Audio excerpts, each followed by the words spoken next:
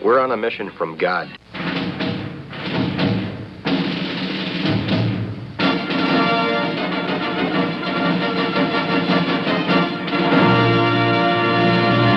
And now for something completely different.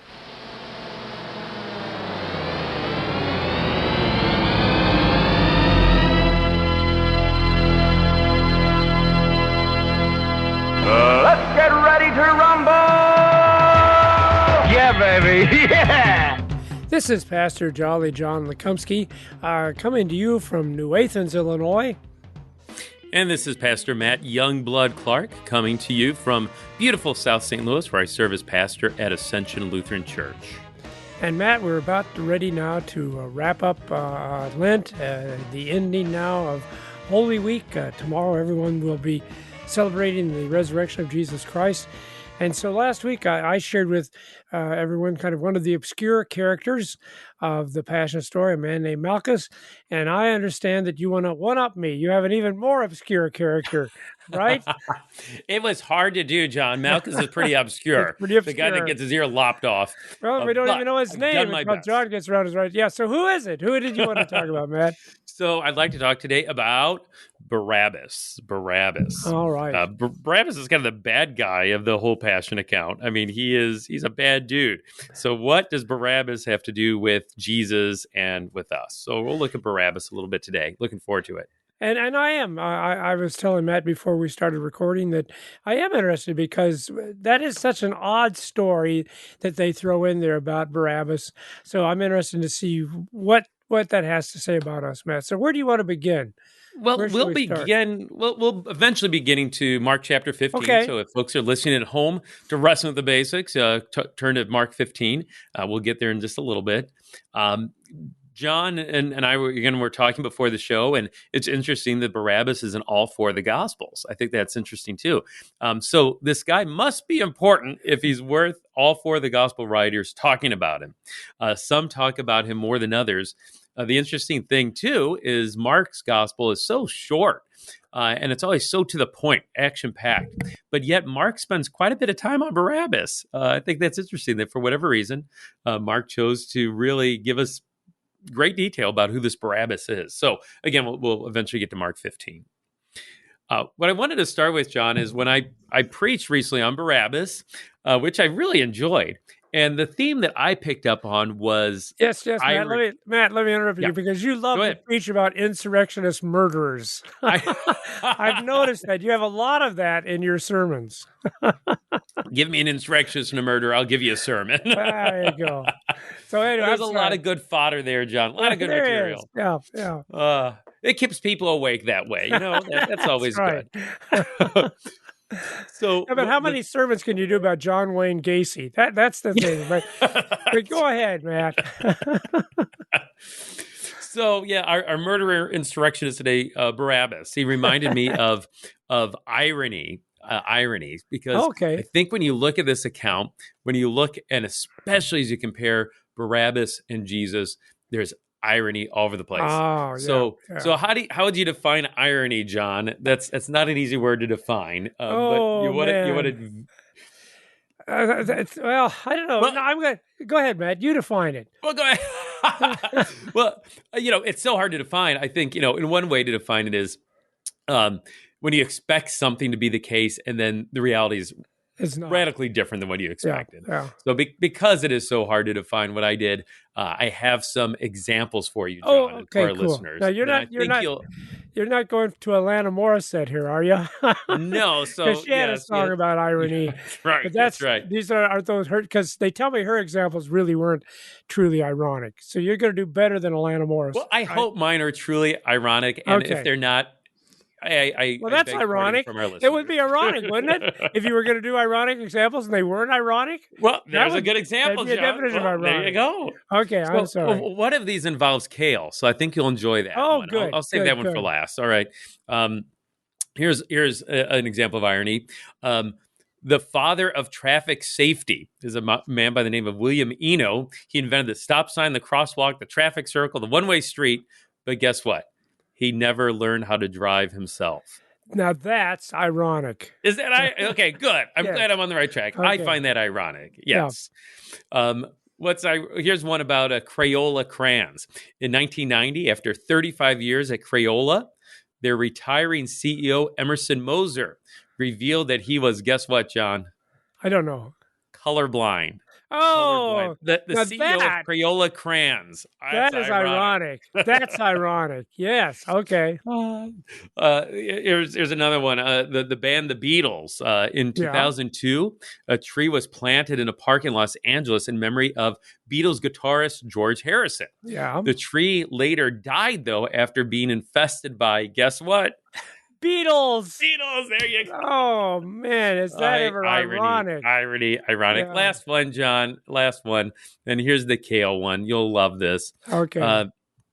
Before 2012, guess who the largest purchaser of kale in America was? Oh, I don't. You'll never guess this. I'll never guess it. No. You'll never get. Who's Pizza Hut. Pizza Hut. You know why? Because Why? they use the kale to garnish their salad bars. Oh, you're kidding. Yeah, they're Oh funny. my Yeah, goodness, before that is ironic. yeah, before 2012, Pizza Hut was the America's largest purchaser of kale. That is ironic. Oh boy, But appropriate because that's what you're supposed to use kale for, is a garnish. as a garnish. You're not supposed to eat it.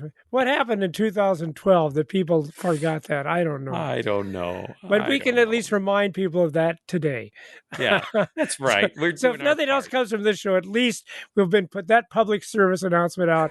You're supposed to use it as a garnish. Don't eat it. All For right. goodness sake, don't Yeah. eat it. So those are all ironic. I would grant you that. I still don't All know right. why it makes them ironic, but they do. You can just tell, can't you? You just Yeah. know they're ironic. Yeah, exactly. You expect one thing and you get another. It's ironic. So, okay, so I know what John's thinking is, what does that have to do with Barabbas? Yes. What That's a does good that have to do with Barabbas? So I think And if it didn't have anything to do with it, it'd be ironic, wouldn't it? it would be, John. It would be another example of irony on Wrestling Yeah. with the Basics, and we are happy to educate people about rhetorical devices like irony. All right, so there's irony between Jesus and Barabbas. I think this whole account is dripping with irony as we go through it, and we'll try to hit some of those ironic things that take place. I call it a brutal irony, I think, between Okay. Jesus and Barabbas. So let's go ahead and read the account from Mark. All right. So we'll go ahead and read the whole thing through, and then let's try to pick up on some of those points of irony that are in the account. And John, if you see anything that's ironic as you read through it, you'll jump in, share it with us. Okay. But let's read Mark chapter 15, beginning with verse 6. Now, at the feast, he used to release, that's Pilate we're talking about. Pilate used to release for them one prisoner for whom they asked. And among the rebels in prison who had committed murder in the insurrection, there was a man called Barabbas. And the crowd came up and began to ask Pilate to do as he usually did for them. And he answered, saying, "Do you want me to release for you the king of the Jews?" For he had perceived that it was out of envy that the chief priests had delivered him up. But the chief priests stirred up the crowd to have him release for them Barabbas instead. And Pilate again said to them, "Then what shall I do with the man you call the king of the Jews?" And they cried out again, "Crucify him." And Pilate said to them, "Why? What evil has he done?" But they shouted out all the more, "Crucify him." So Pilate, wishing to satisfy the crowd, released for them Barabbas, and having scourged Jesus, he delivered him to be crucified. Yeah. So there's the account.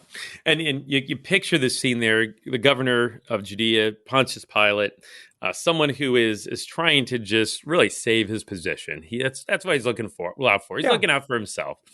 He's someone who came up kind of with a middle-class background. He ended up marrying the granddaughter of Caesar Augustus. Oh, So yes. he kind of marries up. And marries into the leadership, yeah. Exactly. And you kind of get the impression, as scholars have thought, that that's probably why he's the governor of Judea. It's not so much because he was, a top-notch governor or, man of great skill, but probably because of who he married. So he's assigned there. And on the other hand, I don't think Pilate's a dummy. He knows that. He knows that he might be on thin ice, that he needs to appease everyone there, keep keep things running smoothly so he can keep his position. And that's why you married Lisa, because you thought that might get you in Concordia Publishing House, didn't it? That's what you thought. That's right. You never know. That's right. Someday I hope. you'll be the Sorry, CEO Lisa. of Concordia Publishing The House. cat's on the bag, Lisa. Just married you for CPH connections. No. No. When we got But you married, do get free books every once in a while. I know that. Yeah. Yeah. No, when we got married, we had no idea where either one of us would end up. We were just crazy college kids, John. But anyway, that's neither here nor there, I suppose. But for Pilate, that really was the reality, though. That's for sure. So keep that in mind too. Pilate's trying to please people here, trying to appease the Jews, and there's this interesting thing that takes place. So you get this impression he's on the judgment seat out there passing judgment, because Pilate, as governor, for whatever reason he's there, it doesn't matter. He's still the one in authority, and he has the authority of Caesar behind him. He can condemn people to death. And so he brings out to them Jesus, who again and again Pilate just testifies to his innocence. Pilate sees that he's done nothing deserving death, at least. And then he brings out Barabbas. And this is kind of a last ditch effort to save Jesus' life and to kind of force the Jews to make that decision themselves. Matt, I don't want to interrupt you here, but I think it's probably also worth noting that Pilate's on kind of shaky political ground at this point, because King Herod, who used to rule, he wants to have that back. He would love to be back in charge of that area of Judah. And so he's constantly sending things off to Caesar saying, I don't know if this Pilate guy, he's not really taking care of things the way he should be taken care of. So he knows that his position there is a little tentative as well. So yeah. And then the Caesar right now is Tiberius Caesar, and he is he's nervous that someone's going to try to take over the empire from him. So he's always looking out for his governors. What are they doing? Are they getting too powerful? So he really is, like you said, multiple pressures bearing down on him right now. And it's kind of coming to a head now with this trial with Jesus. How's he going to handle it? So they have this custom. This is kind of a weird deal, John. Yeah, it is. Yeah. So now at the feast, he used to release for them one prisoner, a prisoner they asked. And there's really no details about this. And, scholars aren't even quite sure what this was about. But what we know is the feast of the Passover, at some point, this tradition is established that the Roman governor would release a criminal, and it would be the choosing of the Jews. So kind of an interesting custom.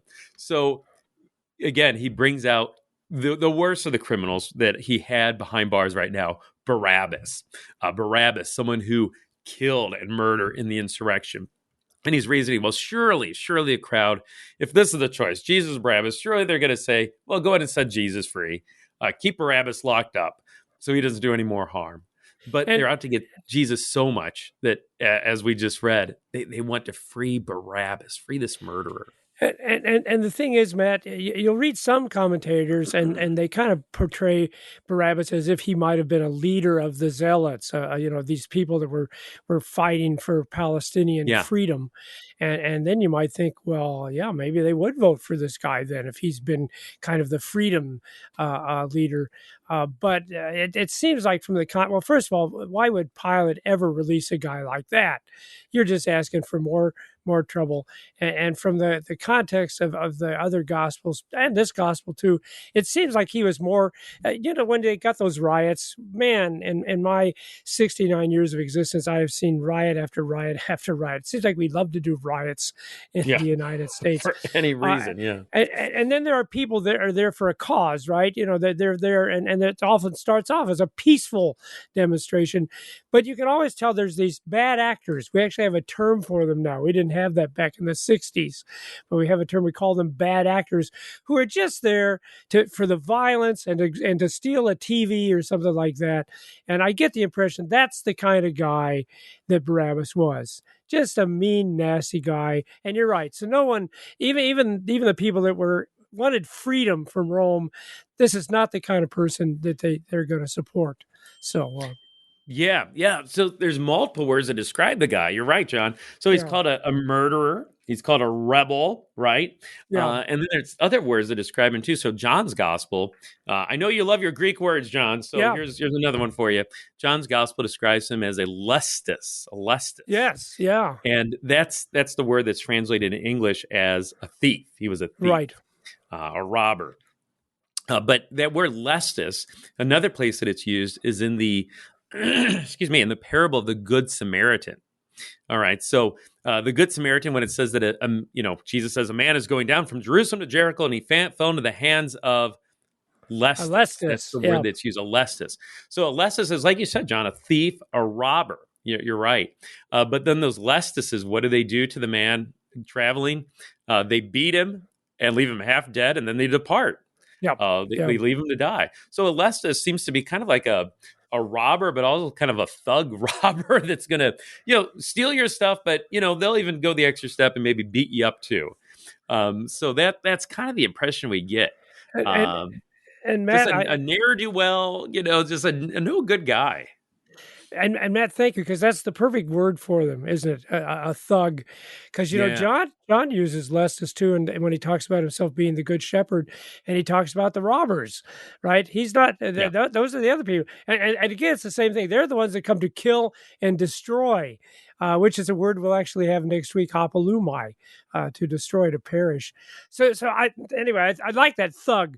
So it's not the guy that comes up and says, "Give me your money," and then walks away. No, this is the guy that says, "Give me your money." You give him the money, and then he still pistol whips you, right? yeah, He just yeah, beats you up to beat you up. Yeah, exactly. yeah. And I think the point of all this is this is not the type of guy you would want released to be, No, to be roaming the streets with your family, right?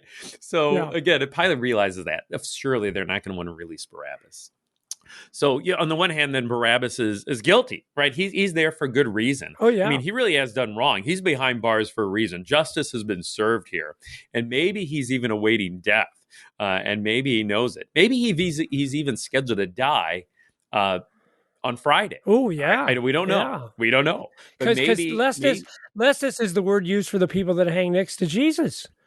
They're yes, yeah, Lestises too. exactly. Okay. So, Yeah. so here's, so excuse me, John, I'm sorry, as Barabbas is released, yeah, he may have been on death row. It may be the Yeah. very, Good Friday that was supposed to be Barabbas there on that middle of three crosses. Yeah, he's guilty. And then here's where the irony begins to pick up. All right. So on the other hand, Jesus, he's innocent. Pilate realizes that. And again, Pilate acknowledges Jesus' innocence. He wants to just kind of teach him a lesson, beat him up a little, satisfy the religious leaders, and then let him go. So he's innocent. But I think to go even beyond that, John, not only is Jesus innocent of crimes and something deserving of death, but I mean, Jesus is completely innocent. He's innocent of any sin whatsoever. And again, the Bible testifies to that. 2 Corinthians 5, it talks about Jesus knowing no sin. He's innocent. And so which one is going to be set free? Guilty Barabbas or totally, completely sinless, innocent Jesus? And the one that's set free is Barabbas. And that's some irony there, I think, John. You wouldn't expect that. You'd expect Jesus to go free, but it's Barabbas. So the guilty is freed, and the guiltless is punished. Exactly. Okay. Exactly. And you can imagine being Barabbas. I mean, you're in prison, maybe even on death row, and then the next moment you're free. Incredible. And what that must have been like. Just a few other things, irony too. The name Barabbas means son of the Father. Yep. And Yeah. and the name, Jesus, of course, is, as we know, the Son of the Father, the Heavenly Father. Again and again, the Bible tests to that. Jesus must be about his Father's business. From the cross, Jesus is going to say, Father, forgive them. And so that brutal irony, it continues. Barabbas, guilty of his crimes, the Son of the Father in name only. And Jesus is the Son of the Father in every way. And yet he's the one who goes to the cross. And Matt, there's some evidence that Barabbas's first name was also Jesus. So add that Mm-hmm. to your list of irony. Yeah, yeah, Yeah, yeah. Which Jesus is it going to be? Oh boy, yeah. that song, that Lenten song, "My Song Is Love Unknown." I think it really Oh yeah. that one verse, verse 5, picks up on the irony. So it says, I'll just read part of it. A murderer they save, the Prince of Life they slay. Mm, A murderer they save, Barabbas, the Prince of Life, Jesus they slay. But then it goes on. Yet cheerful he to suffering goes, that he his foes from thence might free. It also acknowledges that Jesus he does this willingly. And I think that's, not a brutal irony, but that's sort of a blessed irony in all of this too. A blessed irony to the story. Barabbas, he's guilty, no doubt about it. yeah. But again, we realize he's not the only one who's guilty. We are too. We're guilty too. And maybe it's not of being a lestis, a thug, right? Or a murderer, perhaps, literally. But still, boy, again and again, the Bible attests that we are dead in our trespasses and sins. Our best deeds are like filthy rags. We're all Barabbases. Each of us could be called Barabbas. Each of us, again, are guilty of sin, and we bear the wages of sin. And what's the wages of sin? The same sentence that Barabbas likely had, death. But again, here's the blessed part of the irony is, of course, Barabbas was guilty, yet he was set free. And as guilty as we are, we're set free too. We're set free too by the very same one that allowed Barabbas to go free. We're set free through Jesus Christ. Not only did Jesus take Barabbas's place, perhaps that next day, on Friday, but he also took our place there on the cross too. That he died the death that we deserved. That he's the substitute for us. That we are set free, totally set free, forgiven, made right before God, pronounced innocent, all because of Jesus Christ. So I mean that is a blessed irony for sure. And now that we're innocent, we're each a son or a daughter of the Father. We can bear that name through being connected to Jesus' death in our baptism. That name is given to us, even though we don't deserve it. Just as Barabbas certainly didn't deserve to be set free either. John, I Well, preached Matt, this. Oh, go one ahead. thing real quick. Well, I was Yeah, just going to say, and I think it's significant that there has to be a substitution for that to happen. That it's not just like you can just say, "Oh, I'll just go ahead and go." yeah, No. That Jesus had to substitute in order for Barabbas to be set free, and Jesus, of course, has to be our substitute as well. Because yeah, something has to be done. Somebody's got to be punished. That's the whole situation there too, right? There's an opening on the cross. Somebody's got to go. You can't have an empty cross, right? No, no, yes, no. So, yeah. yeah, Exactly. Justice has to be served. God is a God who is just. Sin must be punished, right? yeah, It's an abomination to God, and yet the punishment isn't placed on us, even though we're deserving of it, most certainly. But it's placed on His Son, and through Him we are set free by His blood. There's a million different ways we can be guilty, right, John? There's yeah. countless ways we can be guilty, and we're guilty of many of them, lots of different sin. But there's only one way to be set free. There's only one way to be pronounced innocent, and that's through Jesus. That's through Jesus. That's it. That was the only way out for Barabbas, and that's the only way out for us. That Jesus took the punishment that we deserved in our place. And it's unexpected, right? I preached this sermon in the morning, and our school children are there from Word of Life School, and I was talking about how we have Barabbas who is guilty and Jesus who is innocent, and which one is Pilate going to set free? And the kids all said, Jesus. That's usually Ah, the right answer, right? yeah, Jesus. But yeah, then I had to say, well, not this time. You're yeah. not. That's not how it worked. We would expect that. Of course, Jesus is innocent. And be honest that he's perfect, sinless. But yet, no, Barabbas is the one who's set free. Jesus is the one who goes to the cross. That's not what's expected. That's not how our justice works. But yet that's what God does out of love for us. Justice is served in that way of love and grace. And Jesus goes in the place of Barabbas and in the place of us. Yeah, incredible. It's incredible. And thanks be to God. And Matt, I remember the passage you shared with us a few weeks ago about, if while we were enemies, we were reconciled to God by the death of his son, much more now that we are reconciled, shall we be saved by his life. So yeah, if he can save a Barabbas, he can certainly save people like you and me and our listeners.